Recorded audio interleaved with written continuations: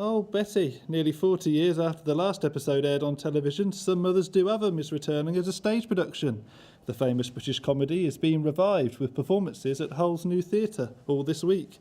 Joe Pasquale plays the calamitous main character Frank Spencer. He shared with me the funny tale about how the new production came about. Well, I was doing Spamalot in the West End with Guy Unsworth, the director of Spamalot at the time, and I was playing King Arthur.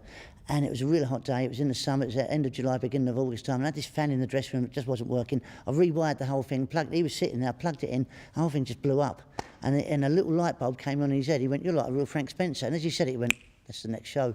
And that was 2.5 years ago. And here we are now, actually putting it on stage. It's just the best thing in the world. It's physically demanding and mentally demanding. There's 128 pages of dialogue in this show, and I'm on 125 of them. So it's a bit of a marathon physically and mentally, but it's one of the best gigs, if not the best gig I've ever done. The celebrated comic character of the wimpish and hilariously inept Frank will forever be associated with the genius of Michael Crawford. Taking on such a role so synonymous with the original character is a stiff challenge, and it's one that Pasquale has clearly done his research on. If you look at early Michael Crawford stuff, there's a lot of Michael Crawford in Frank Spencer, because if you look at when he did Condor Man and Barnum, there's touches of Frank Spencer in all of that, which means there's a lot of Michael in Frank Spencer. And the only way to make it believable was to put a lot of me into it, and there's a hell of a lot of me in this. So yeah, and it works to a T, because it's not a million miles away from my real character. I'm quite accident prone anyway, so.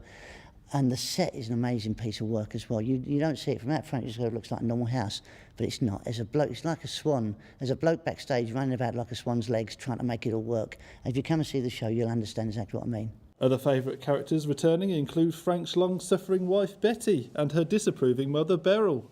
After this week's stint in Hull, what's next for the touring production? Well, it's still set in 1973, but it's got a 2018 feel to it, if that's the right way of putting it.